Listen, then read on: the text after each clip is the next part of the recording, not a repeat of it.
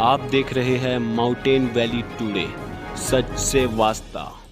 जोशीमठ की जो घटना है वाकई एक आई ओपनर भी है और बहुत सारी बातें इसमें आ रही हैं और सारा जो है अलग अलग जो है इसमें रीजंस है जिस कारण आज जोशीमठ जो है इस स्टेज पे पहुंचा है। ठीक है, हाइडल प्रोजेक्ट भी इसका एक कारण है, परंतु खाली हाइडल प्रोजेक्ट ही एक कारण ऐसा भी नहीं है, क्योंकि आप जानते हैं कि जब ये उत्तराखंड यूपी में था 1976 में भी जो है जब प्रोजेक्ट्स नहीं थे वहाँ पर, उस समय भी वहाँ पर चेतावनी दी गई थी कि जोशीमठ जो है बहुत ही एक फ्रजाइल इलाका है और ग्लेशियर के जो अवशेष है उस पर जो है ये पूरा का पूरा जोशीमठ का इलाका आता है। उसके बावजूद जो है वहाँ पर प्रोजेक्ट बने और आप जानते हैं कि प्रोजेक्टों में ज़्यादातर हिमाचल प्रदेश में भी हो चाहे उत्तराखंड में भी हो, जो प्रोजेक्टों को जो टनलिंग का काम है वो जो है हम सस्ते के चक्कर में गए हैं। बारूद यहाँ पर सस्ता है और बारूद के द्वारा ब्लास्टिंग के द्वारा हम टनलों का निर्माण करते रहे हैं और इसके कारण जो है बहुत जो है ऊपर की ज़मीन में जो दरारें पड़ना या जो ऊपर के जो टनल के ऊपर पहले के बने हुए जो भवन है उनको भी नुकसान हुआ है। और जब मैं पहली बार एमएलए बना था 1995 में, तो हमारा नतपा जाखड़ी प्रोजेक्ट जो है ये आखिरी स्टेज पर था। तो उस समय बहुत लोगों में रोष था कि जो 29 किलोमीटर का जो टनल था नतपा से लेके जाखड़ी का, उसके जो बीच में जहाँ जहाँ जो टनल के ऊपर गांव आते थे उनमें क्रैक्स मतलब उस समय भी डेवलप हो रहे थे, परंतु उस समय ये प्रोजेक्ट वाले मानते नहीं थे। उनका ये कहना था कि ब्लास्टिंग से जो है ओवरहेड कोई नुकसान नहीं होता है। तो शायद हमने पहली बार जो है वहाँ पर एक साइंटिफिक सर्वे कराया कि ऊपर जो है टनल के जो ऊपर के जो कहीं भवन है या कोई अन्य जो हमारी प्रॉपर्टी है उसको कोई नुकसान होता है नहीं होता है। तो कंपनी ने उस समय एनजेपीसी ने जो है एक कोई बेंगलोर की कोई कंपनी को एंगेज किया था उसको स्टडी करने के लिए, और उनका रिपोर्ट जो है तकरीबन नेगेटिव आ रहा था कि कुछ नहीं होता। हम उस समय इस बात को हमने नहीं माना, हमने दोबारा से वही कंपनी जो इसका रिपोर्ट दे रही थी उनको बुलाया और टनल के नीचे जो है अंदर जितना बारूद डालते थे एक एक होल में ब्लास्टिंग के लिए पूरा डालने भेजा, अपने लोग भी रखे और ऊपर जो सिस्मोग्राफ लगाए थे वहाँ भी अपने लोग रखे। तो उसमें जो है जब ब्लास्टिंग किया तो ऊपर सिस्मोग्राफ का जो है हमें जो पर्यावरण के साथ दोस्ताना जो है ताल्लुकात रखने पड़ेंगे। और आप जो मेरे किन्नौर के जो स्पेसिफिक नाम गिन रहे हैं, अब ये सारे प्रोजेक्टों से नहीं है लिंक्ड। ये जो आपका उर्नी वाला जो आप बता रहे हैं 1982 से पहले भी जो है वहाँ पर लगातार ब्लॉकेट्स होते रहे। अभी ठीक है कि इसके नीचे से जो है करसम वांगतू का प्रोजेक्ट का टनल भी जा रहा है, उसने इसको जो है और ज़्यादा जो स्लाइड था उसको ट्रिगर जरूर किया है। और जहाँ पर अभी आपका इसकी बात कर रहे हैं आप सापनी के नीचे से कोई टनल नहीं है, वहाँ का स्लाइड के रीजंस डिफरेंट है और डिफरेंट इलाके में डिफरेंट है। जहाँ टनलिंग है एक पार्ट मैं बिल्कुल कहता हूँ टनलिंग एक बिल्कुल एक मुद्दा है वहाँ पर हर जगह पे टनल नहीं है। अभी आप पीछे बड़सेरी में हादसा हुआ, बड़सेरी में कोई टनलिंग का काम नहीं हुआ है, वहाँ से जो प्रोजेक्ट है वो कम से कम 10 किलोमीटर डाउन स्ट्रीम में है। तो अब लोगों को जानकारी नहीं है और ये एक प्रोजेक्ट करने की कोशिश की जा रही है कि जितने भी लैंड स्लाइड्स हो रहे हैं वो बिकॉज ऑफ हाइडल प्रोजेक्ट्स। ये ऐसा नहीं है।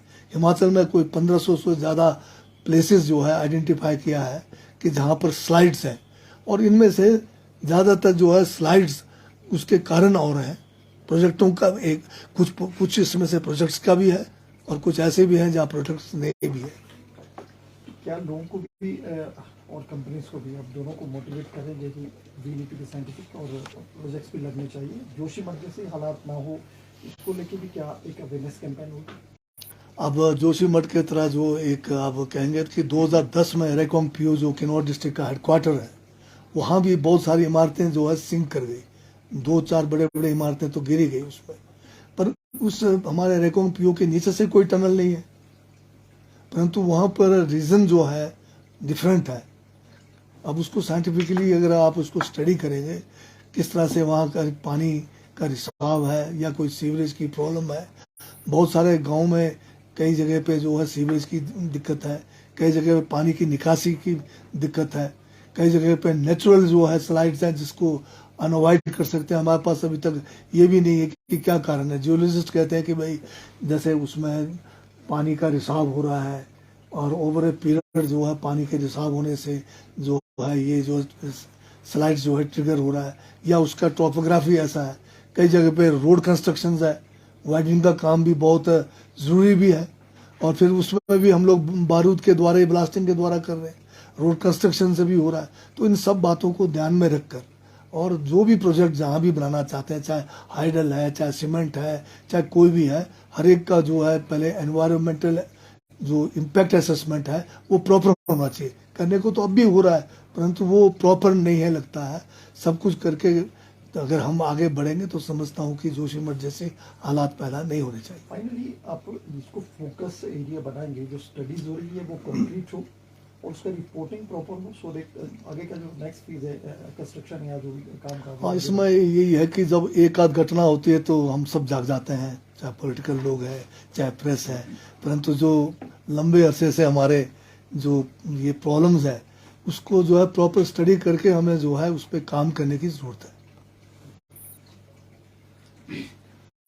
सर आप बागवानों के साथ अधिवेशन भी करने वाले हैं और आपने कहा मैं खुद एक बागवान हूँ, किस तरह का अधिवेशन रहेगा, क्या कहते हैं? अभी हमने इंटरनल मीटिंग्स की है। आज भी एक इंटरनल मीटिंग हमने डायरेक्टरेट में रखा है। वहाँ पर मैंने कुछ हमारे जो हमारे ऑनरेबल एमएलएज हैं जो आज अवेलेबल हैं उनको भी इनवाइट किया है, उनके भी सुझाव लेंगे और बागवानों से भी हम जो अलग से बैठक करके ताकि हमारा सीज़न से पहले हम कुछ न कुछ मतलब निर्णय ले पाए और उसके लिए हम पूरी कोशिश करेंगे। एपीएमसी एक्ट को लागू करने की बागवान लंबे अरसे से मांग करते आए हैं और बागवानी बोर्ड की गठन की भी मांग हो रही है। क्या सरकार इस दिशा में बढ़ेगी आगे? मांग है, बागवानी बोर्ड होना चाहिए। बहुत सारे बोर्ड ही बोर्ड बन रहे हैं। अभी हमें देखना है कि बोर्ड का कितना कारगर होगा। अगर जरूरत होगी तो बोर्ड का गठन करने में कोई दिक्कत नहीं है, पर पहले हम जो है किसानों के साथ बागवानों के साथ एक ग्रीवेंस जो सेल है हम अपने लेवल पे जो है डायरेक्टरेट लेवल पे कोशिश करते हैं। अगर उसमें हमारे लिए ज़रूरत पड़े तो बोर्ड भी गठन करेंगे। बोर्ड गठन करने में कोई परहेज नहीं है। सर एक किन्नौर के लिए प्रोजेक्ट था 50 करोड़ रुपए का बागवानी के लिए, और उसमें कोई टेंडर भी नहीं आया। केंद्र का 1.5 साल पहले का प्रोजेक्ट है, तो उसमें आपने रिपोर्ट भी मांगी है। हाँ, तो उसके बारे में आज बैठक रखी है मैंने 3 बजे डायरेक्टरेट में जा भी रहा हूँ और उसमें इन्होंने काम शुरू किया, ऐसा नहीं है इन्होंने छुटपुट काम शुरू किया है, पर मुझे लग रहा है जो प्रिलिमिनरी जो रिपोर्ट्स मेरे पास हैं वो सेटिस्फैक्ट्री नहीं है, क्योंकि छोटे छोटे स्केल पे इन्होंने लिया हुआ है। जैसे 5000 पेटी का सीएस, तो पता नहीं कितना बजट आएगा अभी तक इसके बारे में हमें कोई सूचना नहीं है। कनेक्टिविटी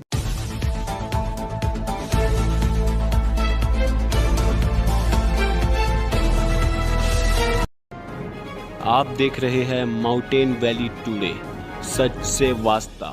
देश विदेश की तमाम ताज़ा खबरों की अपडेट्स पाने के लिए सब्सक्राइब करें mountain valley today news channel को, साथ ही बेल आइकन दबाना ना भूलें। धन्यवाद।